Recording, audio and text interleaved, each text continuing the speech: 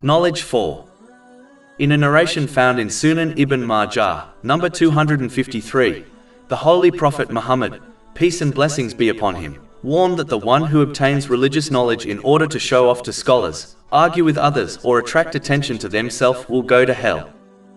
Even though the foundation of all good in both worldly and religious matters is knowledge, Muslims must understand that knowledge will only benefit them when they firstly correct their intention, meaning they strive to obtain and act on knowledge in order to please Allah, the Exalted.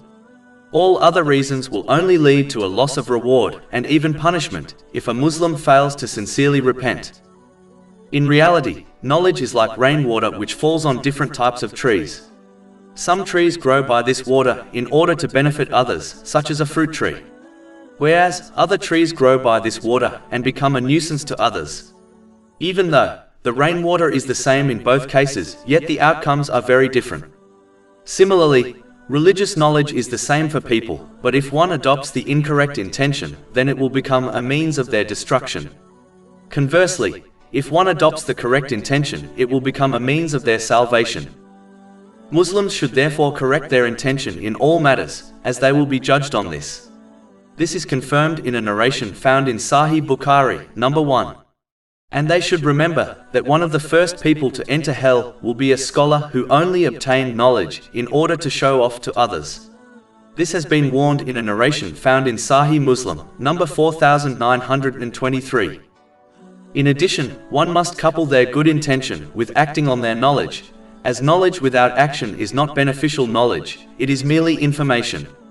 Failing to act on one's knowledge is like a doctor who fails to implement their knowledge of medicine to treat people. The same way they do not benefit themselves or others, neither does a Muslim who possesses Islamic knowledge and fails to implement it. In fact, this person has been compared to a donkey that carries books of knowledge. Chapter 62 Al-Jumu'ah, verse 5. And then did not take it on, did not act on their knowledge, is like that of a donkey who carries volumes of books. In addition, whoever conceals knowledge without a valid reason will be bridled with fire on Judgment Day. This is confirmed in a narration found in Jami' at-Tirmidhi, number 2649. Therefore, Muslims must share the useful knowledge they gain with others.